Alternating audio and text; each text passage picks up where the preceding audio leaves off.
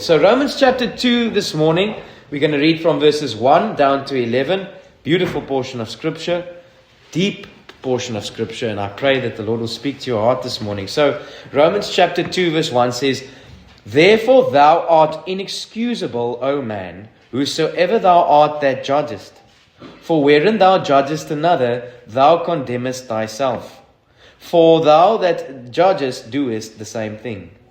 But we are sure that the judgment of God is according to the truth against them which commit such things. And thinkest thou this, O man, that judgest them which do such things, and doest the same, that thou shalt escape the judgment of God? Or despisest thou the riches of his goodness, and forbearance, and long-suffering, not knowing that the goodness of God leadeth thee to repentance? But after thy hardness and impenitent heart, treasurest up thyself wrath against the day of wrath, and the righteous revelation of the judgment judgment of God, who will render to every man according to his deeds. To him who by patient continuance in well-doing seek glory and honor and immortality, eternal life. But unto them that are contentious and do not obey the truth, but obey unrighteousness, indignation and wrath, tribulation and anguish upon every soul of man that doeth evil, of the Jew first and of the Gentile. But glory, honor, and peace to every man that worketh good, to the Jew first and also to the Gentile." Let's pray. Heavenly Father, we thank you for this morning. And Lord, I pray now, Lord, may the power, the working, the change, the internal conviction, Lord, may it all be the work of God. Amen. Lord, please, hide me behind the cross, Lord. Cleanse me of sin. And Lord, help me to just be a vessel. Lord, take away my feelings and my emotions and my thoughts, Lord, and my overlays. And Lord, what I have to bring, Lord, I've got nothing to bring to your word, Lord. I want to just give your word to the people. And I pray, Lord, that they will then find out today, and like any other day as it should be, Lord, that when the word of God is preached, that they have had an appointment with the living God, not with a person, not with a preacher, Lord, but that it is them encountering the scriptures and, Lord, having to answer to that, Lord. So this morning I pray that you would open up the hearts that are here, Lord. Give them ears to hear, Lord. Give them eyes to see, and let them see what the Spirit says to their hearts this morning. I pray this in Jesus' name. Amen. Amen. So I want to start off by saying, it says there in verses 1, it says, "Therefore thou art inexcusable." And we want to always look at the word, why it is therefore, right? And we understand that this word therefore connects us to the previous passage. And to give you a bit of a background of what we saw in the previous passage, Paul, very successfully, obviously by the inspiration of the Holy Spirit, is going to give us a clear presentation of the sinfulness of man. At Romans 3:10 and 3:23, we see the pinnacle of this argument that is leading up to that point. When he comes to the point when he says, "As it is written, there's none righteous, no, not one," right? That is the build-up of 3 chapters explaining why none is righteous, right? And so in Romans 1, he explains the person that maybe all of us would say is not righteous. And who is that? That is the outward, rebellious, sinful person. It later on goes to explain things like homosexuality and all kinds of lascivious living, right? And this is what we find in churches today, is that when we see that, we immediately point the finger and say, that person needs to get saved. That person is in danger. That person is in trouble. That person is the person that is going to be judged. But the problem is with that, is that Paul is going to explain to us that that person, and now we will go to chapters 2, to explain every other moral person that is in the church. He will then specifically speak to the Jews, and he will make a conclusion that all are under sin. Right? So if in a way you would want to ask yourself, where do I fit in this? Most likely would this sermon be more applicable to the person sitting in the church. I'm not saying that the Romans 1 is not applicable to anyone in this room.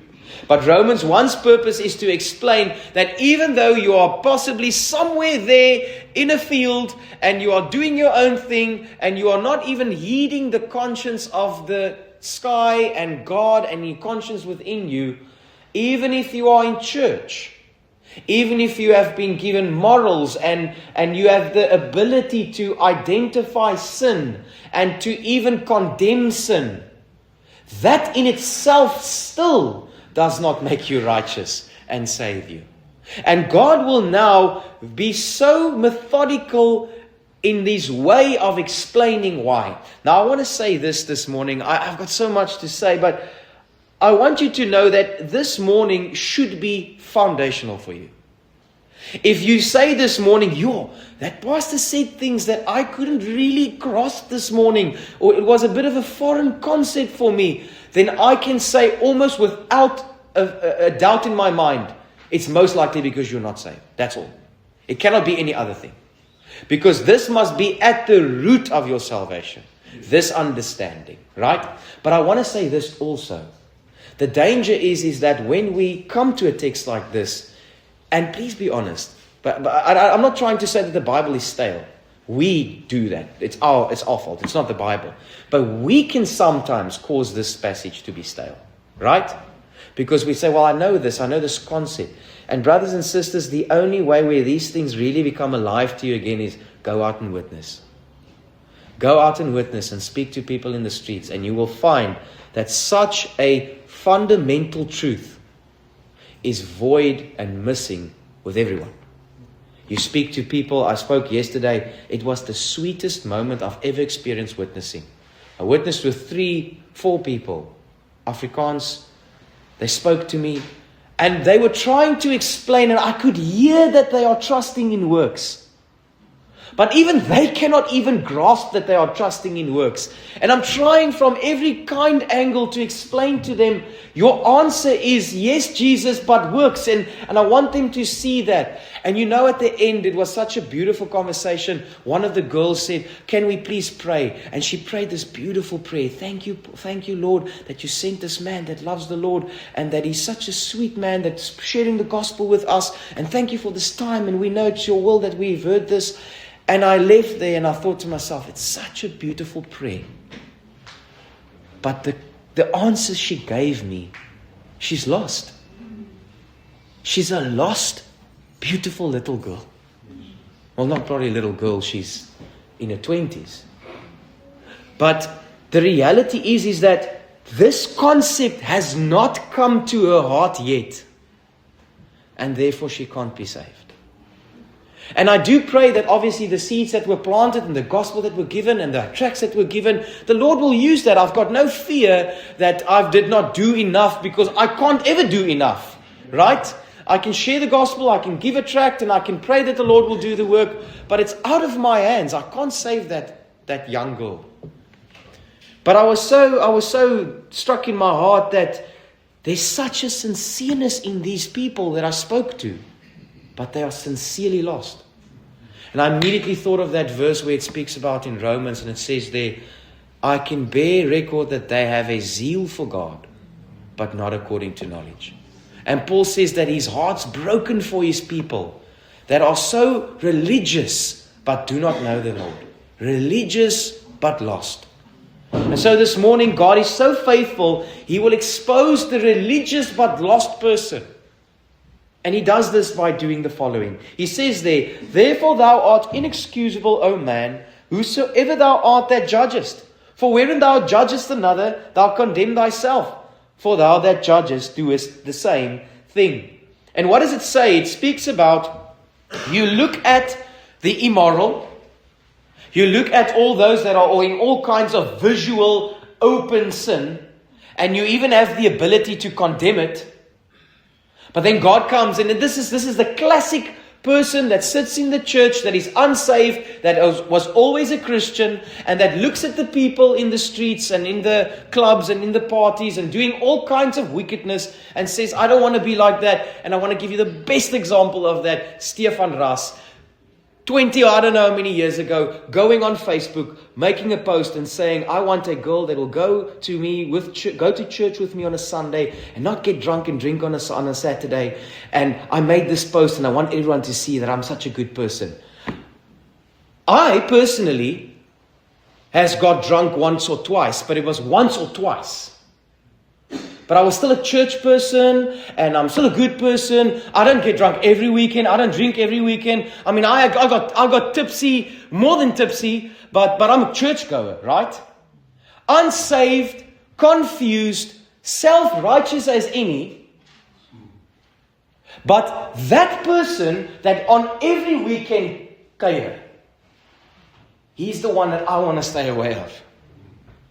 But you know, if I got drunk one time, that's not bad. Because if you commit murder one time, you're not a murderer, right? You're only a murderer when you commit 5 murders. Right? I was that wicked drunkard that needed salvation just as much. But I condemned them.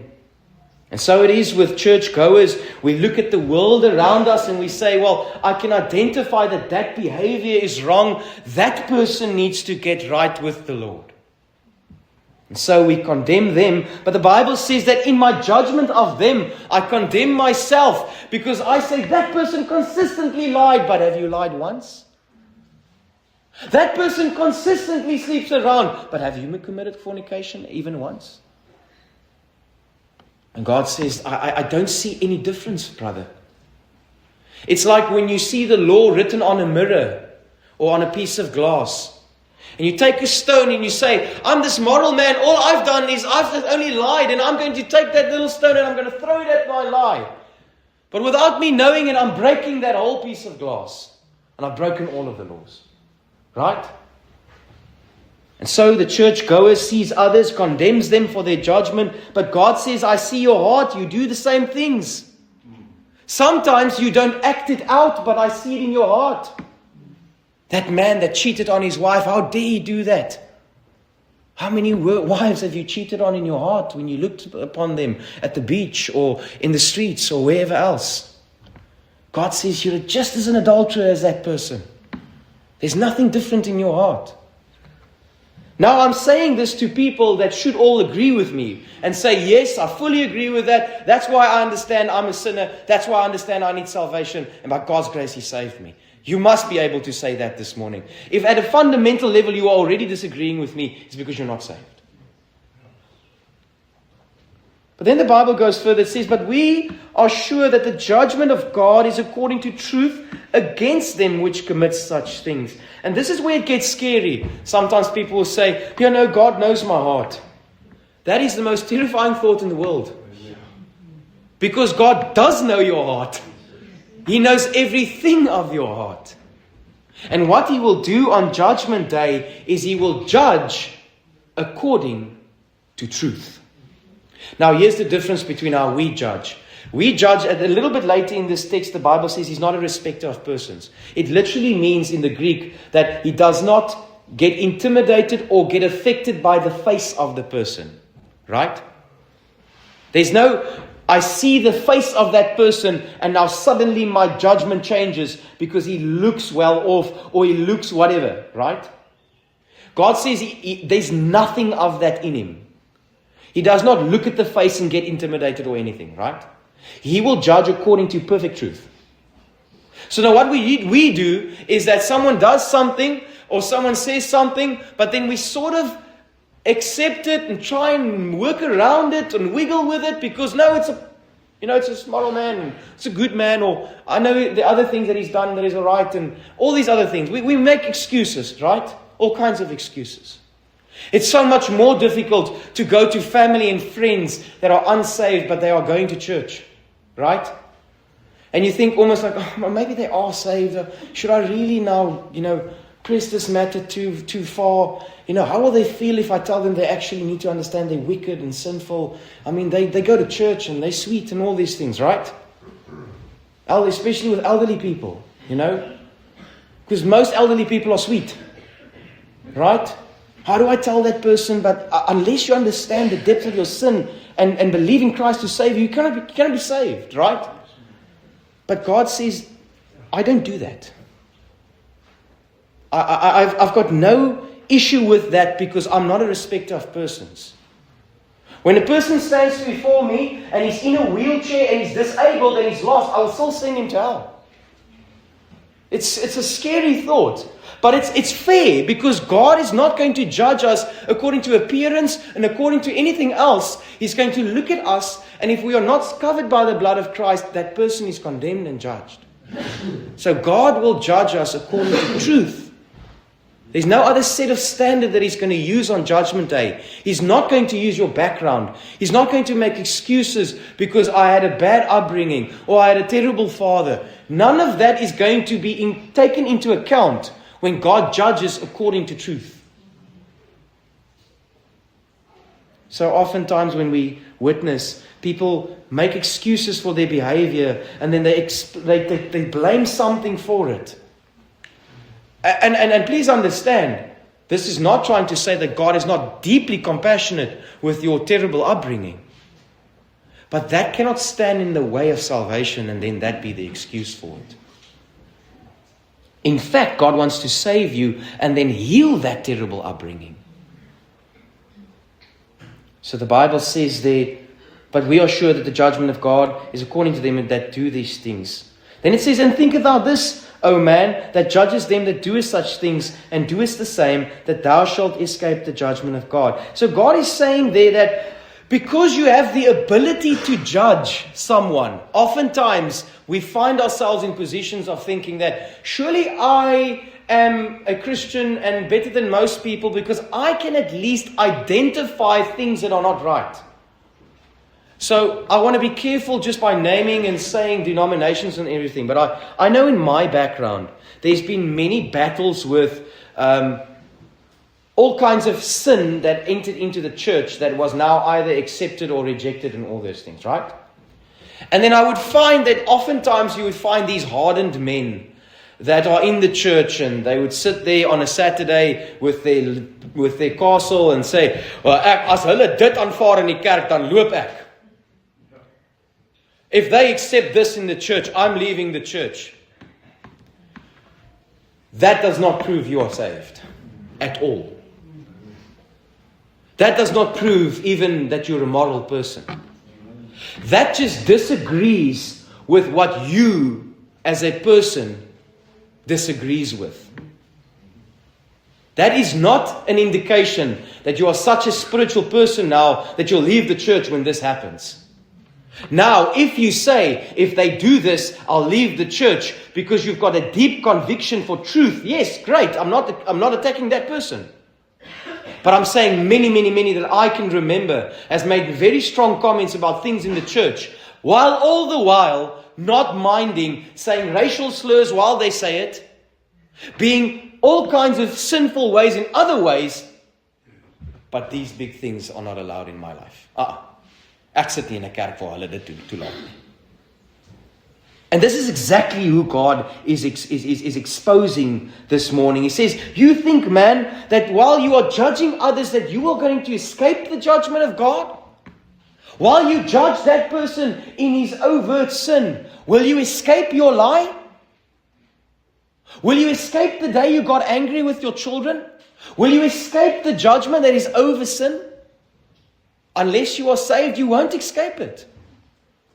God says that you will not escape the judgment of God because judgment is over all sin. Romans 4 then says, or despisest thou the riches of His goodness and forbearance and long-suffering, not knowing that the goodness of God leadeth thee to repentance. And this is so incredible about God, because God now explains His character in why He keeps us alive. So what we understand is that we can only understand goodness, forbearance, and long-suffering when we understand the nature of the sinner, right? Because today in the pulpits, men are amplified or sort of lifted up, right? So if man is this special, beautiful, wonderful being that Jesus is almost on his knees begging to save, it's almost not goodness and forbearance and long suffering if God waits for him. Right? But when we get the correct view of man, that man is at enmity with God, man is at rebellion against God, God is under the wrath of God.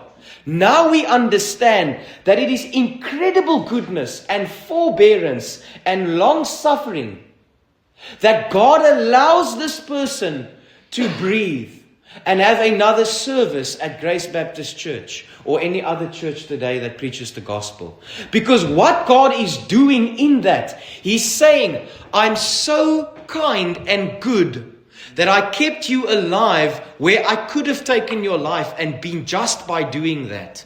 Because I am under no obligation to keep an enemy alive. And so He keeps His enemies alive. He feeds His enemies. He gives breath to His enemies. He does not remove His finger from the pulse of the heart of the enemy. Because God is so powerful, if He just removes His finger of the pulse of that man's heart will stop. Because who is the author of life? Not that man. God is the author of life. And so what God does is, in His incredible goodness and kindness towards us, He allows us to have another service to hear, repent, for the kingdom of heaven is at hand. And it's incredible kindness that God is showing us. His character is so, it's the beauty of His character when we see long suffering is God towards sinners and not willing that any should perish, but that all should come to repentance. He forbears with our sin. He's a good God towards us. But understand this, that goodness, that forbearance is not so that I can say, I'm sure I'm fine because God made me alive today. I came in a nice car to church today. I'm going to go home and eat a nice meal and look at all the blessings that I have from God. So surely I must be right with God. Because this is the mentality that people even in the Bible times have had. When they said, when the Tower of Siloam fell, and when these wicked things happened, were they more sinners than any other people? Because look at how bad things happened with them. And today we think the same. Look at how bad things are going with people. Surely they must have done very wicked sins for them to do that, right? And if my life is fairly okay, I'm assuming then it's because I'm a Christian and God is fine with me. But that is not necessarily the case. It could be that God is just extremely kind and patient towards you. Because the goal is so that you can come to repentance. But then this is one of the most scariest thoughts in the Bible. But after thy hardness and impenitent heart, treasurest up thyself wrath against the day of wrath, and the revelation of the righteous judgment of God. Twice the Bible uses the word wrath, and it is His righteous indignation and anger towards sin. And in today's time, we can't even fathom that God can get angry, right? But there's going to be a day where God is going to pour out His anger. And He says, because of the hardness of my heart and my impenitence, and I was thinking about the hardness of men's heart, and you get this idea of the sower that sows seed, right? And then it falls on this hard ground, and so the seed doesn't go in. And for that reason, the fowls of the air pluck it up, and that person's going to be judged. And I was thinking of the things that causes the hardness. And I'll tell you this, brothers and sisters, the bad thing that happened to you, yes, in a way it can cause hardness. And a bad employee, or a bad business deal, or a Christian in church that hurt you, yeah, it can cause, in a certain way, some level of hardness. But you know what causes the greatest hardness? Is you accept the goodness and the mercy and the long-suffering of God, and you don't come to repentance. And the more you abuse God's goodness, and the more you abuse God's goodness, and the more you abuse God's goodness, your heart gets hardened and hardened and hardened and hardened. And the more you sit under services with the conviction that you need to be saved, and you suppress that, and then you walk away again, and you suppress it, and you walk away again, and you suppress it, and you walk away again, your heart becomes hardened and hardened and hardened. And then eventually on Judgment Day, all those times that you've hardened your heart, God took count of them. It's not, in my lifetime, I maybe a few times. No, God says, you said a few times. Let me tell you exactly how many times you have rejected my counsel. 7,565 times you have rejected my counsel. You have stored up for yourself a treasure, and that treasure is my wrath. And every day that you despise His goodness, and every day that you reject His callings, and every day that you reject the goodness of God that leads men to repentance, there's a treasure of wrath that is coming. And now the question is hell, let me see time, is hell hotter for the person that has greater judgment? I've said this before. Maybe I'm starting one of those preachers that start to say the same things. I don't know what he's going to say. But I'll say this again and again and again. And I'll use an example that I used to a man yesterday. I said to him, do you remember when we won the World Cup by a margin? How excited were we when we won, right? It almost elevates your excitement, right? But I said, imagine we lost by that small margin. How devastated would you have felt? I wouldn't have wanted to braai. I would have wanted to go home, and that's it. That's my evening's done, right? But if the World Cup final starts and I can see that New Zealand is absolutely thrashing us, by the middle, I'm already saying this is not going to shoot the TV off. Just I'm gonna go and braai, whatever, right? The flames in hell will not be hotter because your judgment is greater. Your torment is greater. And that amplifies your torment on Judgment Day.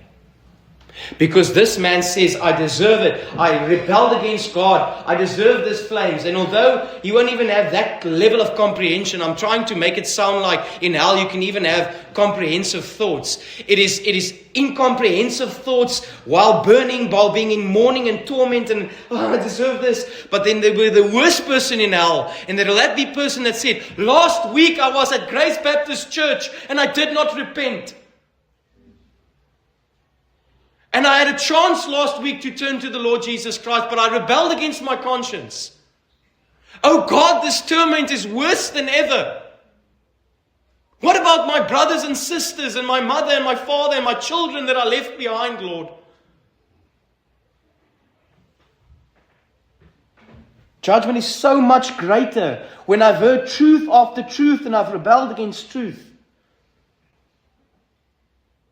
Then the Bible says, who will render to every man according to his deeds. Now, if we don't read the book of Romans in its entirety, it might sound like it's saying, yes, that's exactly how God's going to judge. And often when we witness, we speak to people and ask them, how do you believe God will judge us? And then usually the answer is, how we lived.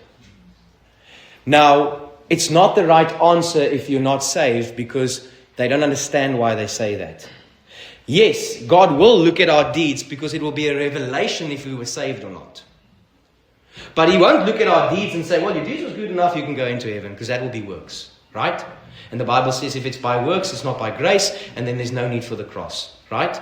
If righteousness could come by the works of the Lord, then His death is in vain, right? So it nullifies the cross if it was by the deeds, right? So why does God then say, when He will render to every man according to his deeds?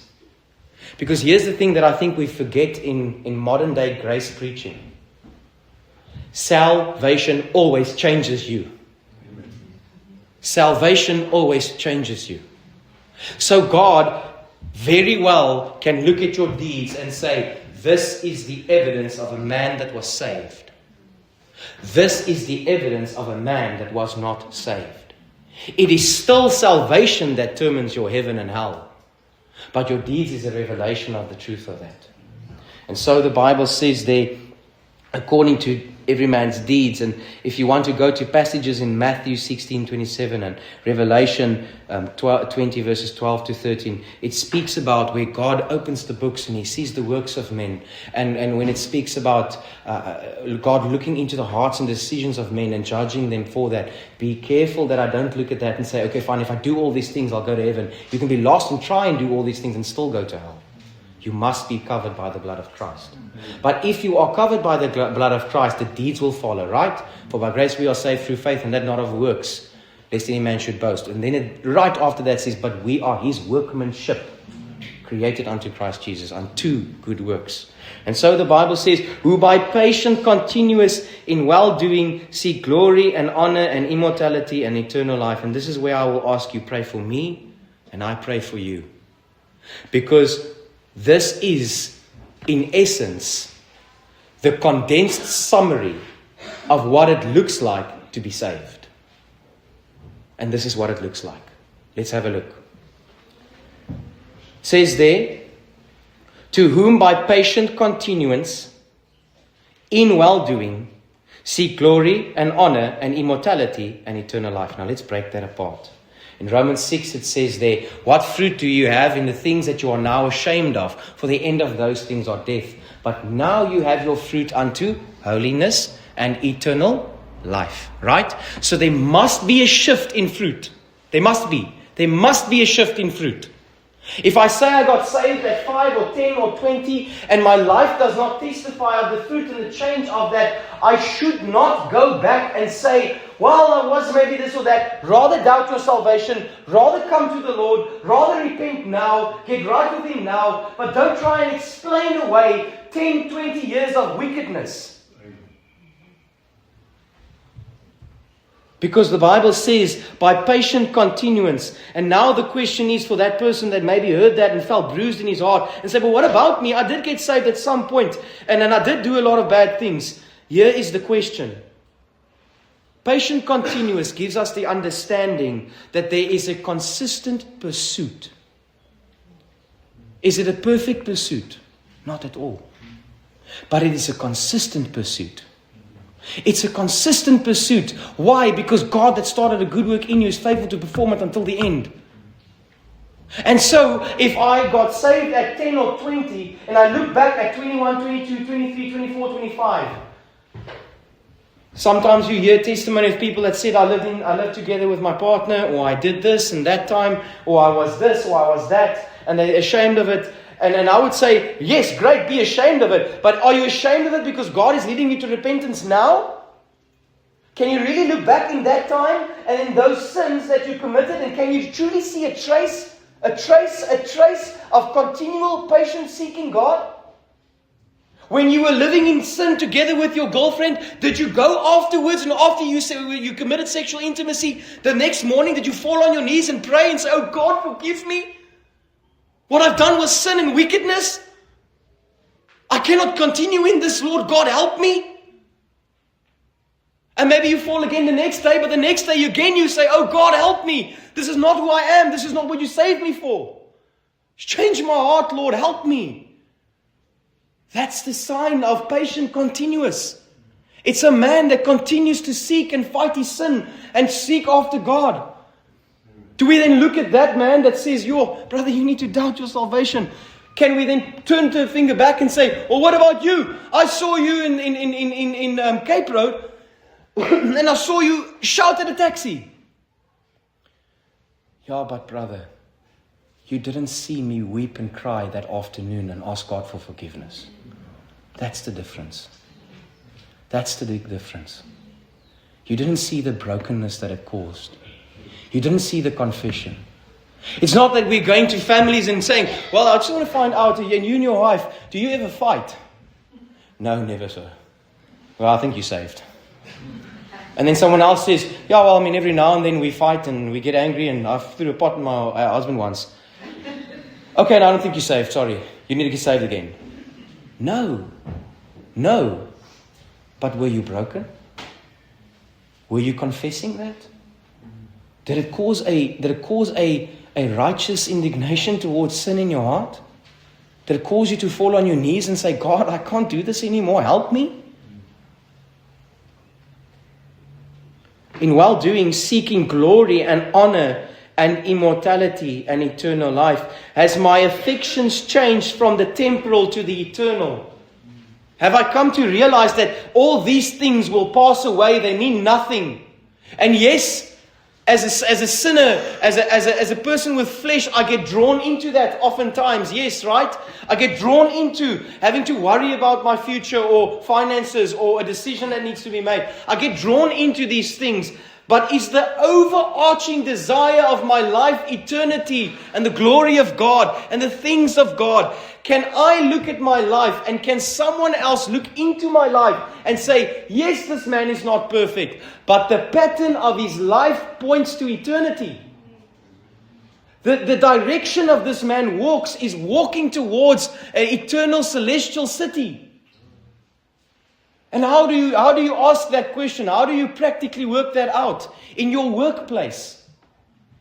Do other people see you in your workplace? And if I told you a week later, just want to tell your colleagues that you're a born-again Christian, and they all say, what?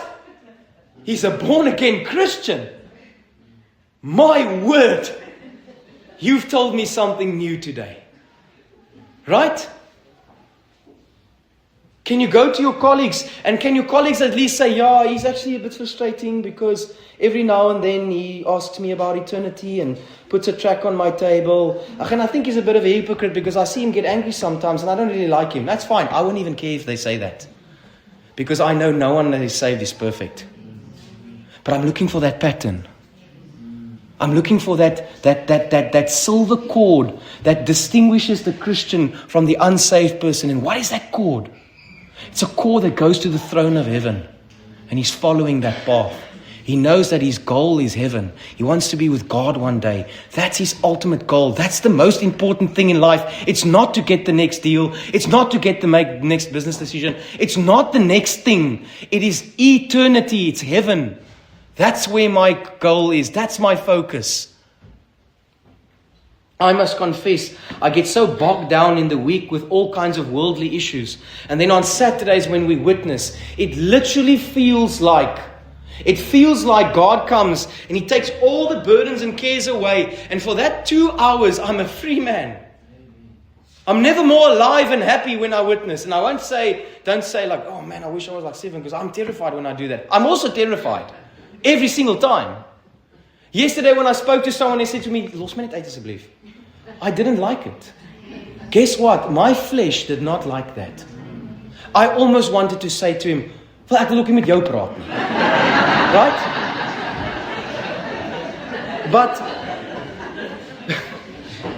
But there's joy in serving God.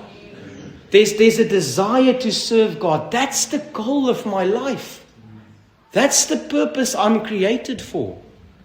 And so God says, for those that seek glory and honor and immortality, eternal life, but unto them that are contentious and do not obey the truth, but obey unrighteousness, indignation and wrath, tribulation and anguish upon every soul of man that doeth evil, to the Jew first and to the Gentile. So let's explain what this says. To obey not the truth is ultimately to not obey the commandment of you must be saved. The Bible says this is the commandment that you believe on me, right? Now if you don't obey that commandment first, you can obey any other commandment. Those commandments will not ever save you unless you've obeyed the first commandment, and that is to believe upon the Lord Jesus Christ, right? But then in that case, you will then obey unrighteousness, because if you don't have the righteousness of Christ, any other obedience will be the obedience unto unrighteousness, because nothing else gives me righteousness except the shed blood of Jesus Christ, right? And then yes, there will be contention in your heart, because there can surely not be peace in a man's heart that does not know Christ, and that is not first at peace with God. And so what usually happens is that becomes the overarching theme of that person's life. He's disobedient to the commandments of God, and he's a contentious person. Why is he a contentious person? Is he going to go to hell because he was contentious? No. He proves he's a child of hell because he's consistently contentious, because there's no peace in his heart, there's no change in his heart, there's no new desires in his heart, because if I'm saved, I cannot consistently worry about every single fight and issue, because I've got greater things to worry about. I said to a young man, I said to him, I'm reaching a point now in Christianity where I feel like I just want to tell people, and maybe I must say it from the pulpit, I'm not saying that these things doesn't matter. It matters a lot. But I'll tell you, there's many issues in the Bible, in the church. Many things that people battle about. I don't even want to name them because even naming them might cause friction now. But there's all kinds of theological issues and all kinds of issues. And I want to reach a point by saying, you know what? I actually don't know the answer. But come out and witness with me on a Saturday. And let's just go and speak to lost people about the thing that I do know. And I feel like that's what I want to tell the church. I can't figure out all these theological issues that people have. And they go and read and read and read and read and read hours. If I say anything heretical, I promise you I will do my best in humility to say that I'm sorry for what I've said. And I'll fix what I said if I said anything wrong. Ek is nie so slim nie. I don't know all these things. I say things and sometimes I say things wrong and I might offend people. But you know what I've come to realize is more important? No one on the streets has these issues because they're clueless. And they're absolutely lost and dropping in hell. And maybe I want to shift my focus and say, let me just go tell another lost sinner about Jesus Christ. And then I'll help him figure out the things that I can still not figure out. Because I can't still figure out the sovereignty of God and the responsibility of man. I can't. I will only on the day when I see God, I will only then understand it. I can't figure it out. I can't figure out all these things that sometimes even feel like conspiracy. I'm like, what's going on in all these things? But I do understand this. Jesus Christ died for sinners, and unless you repent, you will perish. Amen. The Bible says there, tribulation and anguish upon every soul of man that doeth evil. Brothers and sisters, I'm by no means trying to manipulate by saying that if we go out more will be saved, because all is dependent upon man, and God is sitting there waiting for more to go so that more can be saved. I still truly believe that God is in control of everything, right? I still believe that. How? I cannot explain to you how. But I will say this. I think it's a shame that if two Christians sit a whole afternoon trying to figure out the death and the cross and the atonement, while there's 20 people that has got no clue that there is an atonement. And by the end of my life, I can show to God all the intelligent conversations I've had. And He says, have you ever witnessed to one person? Have you ever tried to put away your pride and not fear the face of another man and tell him what will happen to you when you die? Because most people are so prideful that they will not go to another man and tell him about Christ, but they are willing to do all kinds of other things.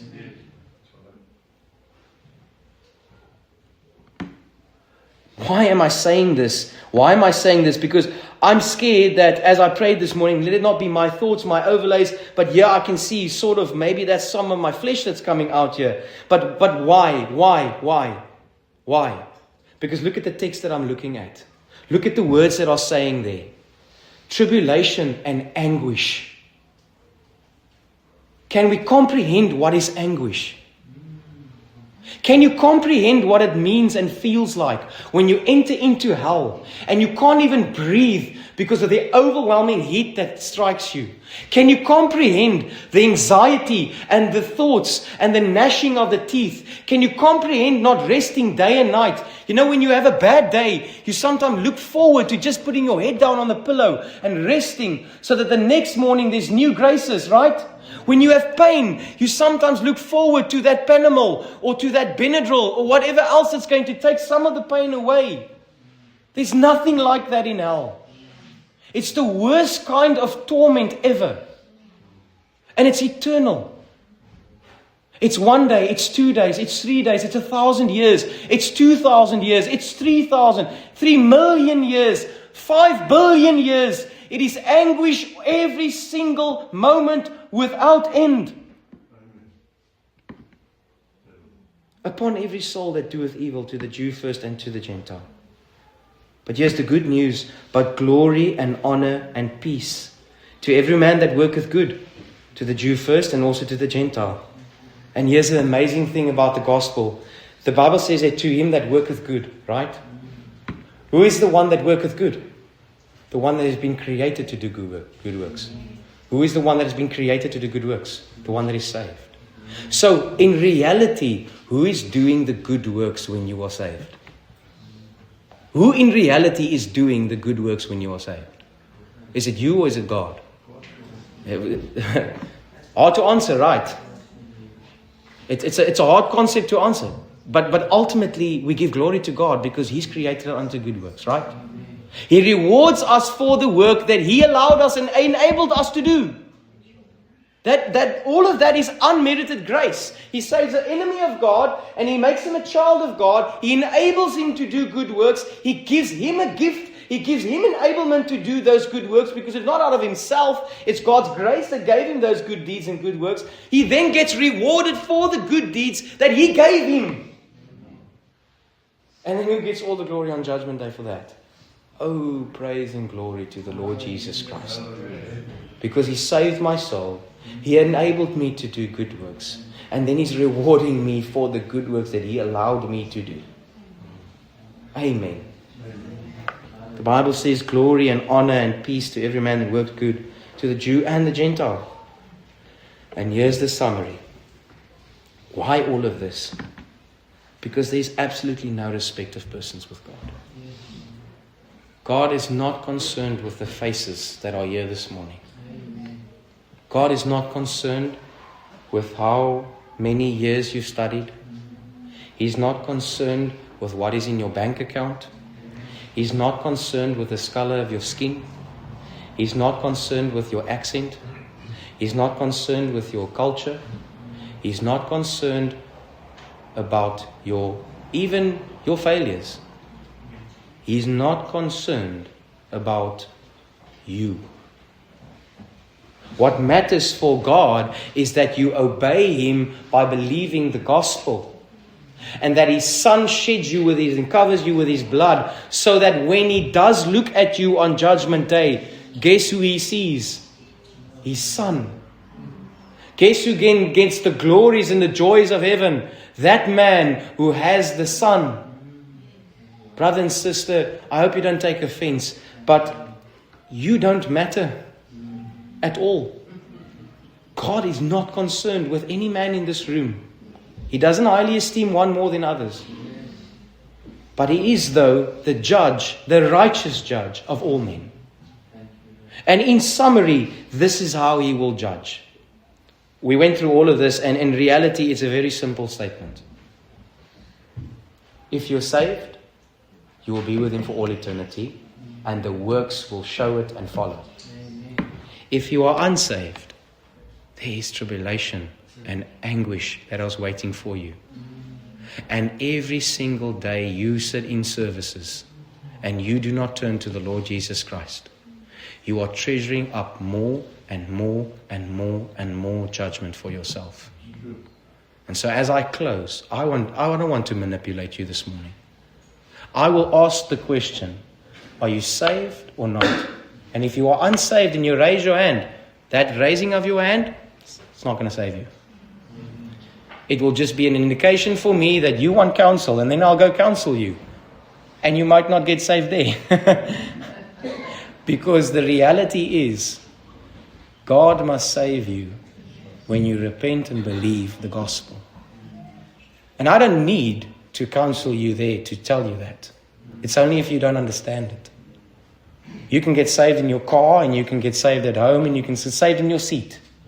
I'll never forget a young man that said, when I said those words, it's like a piercing that went through him. And in his seat, he called out to the Lord Jesus Christ. And he's still convinced he's saved, and he's witnessing at school, and the fruit of that is still there. So I don't know. But I'll just say this morning. Walk away today, and you are treasuring up more wrath for you if you are unsaved. Let's pray. Heavenly Father, we love you, Lord. We thank you for this morning. I thank you for your dear people, Lord. Lord, I pray for each and every person that is here this morning. And Lord, I pray especially for the unsaved man this morning, or the women. Lord, maybe that have heard truth after truth after truth after truth. And oh God, be merciful to them this morning. Because this may be the last time that they hear it, Lord. And Lord, they will then have to experience the full wrath of God and the anguish of an eternal fire. Lord, I pray that not the fires and the anxiety of hell should lead them to repentance this morning, Lord, but the reality that God has been good to them in spite of that. That God died for them. That God is even still today patient towards them.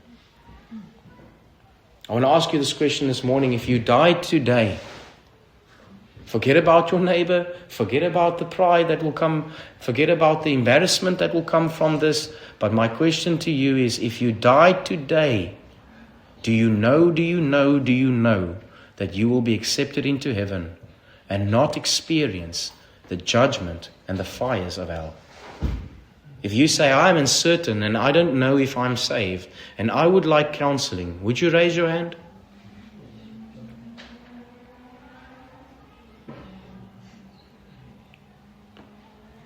For the person that knows Christ as Savior, you know your sins are forgiven. You know you've passed from death unto life.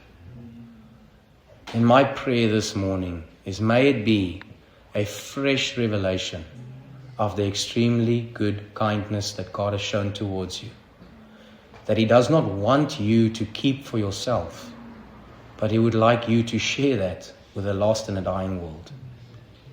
Let's pray. Heavenly Father, we love you, and I thank you for this morning, Lord. Praise the Lord for your word, for your people, and I pray, Lord, that you would please, Lord, bless this little church, Lord. Help us, Lord, to stay faithful to you. Help us, Lord, to stay faithful to the word. Lord, I pray that you would help each and every person that was here this morning. And Lord, if there's someone that is unsaved, continue, Lord, to work in their hearts, Lord. And may we see the fruit of that in the weeks and the months to come. Thank you, Lord, for your grace and your mercy and your kindness towards us. Lord, thank you that we have escaped the wrath that is to come. And by your Son, Lord, I pray for every believer here this morning. Strengthen them, encourage them, lift them up, Lord. Lord, help them, Lord, to realize this morning that God is merciful to us. Lord, if you were merciful to us while we were yet sinners, how much more are you now while we are your children? And so, Lord, lift your children up this morning. Give them grace and encouragement, Lord. Give them new zeal to serve you, Lord. We love you and we praise you, Lord, and we pray this in Jesus' name. Amen. Please visit us at 10 Van Plettenberg Street, or call us on 060 970 6744. May the Lord lift up his countenance upon you and give you peace.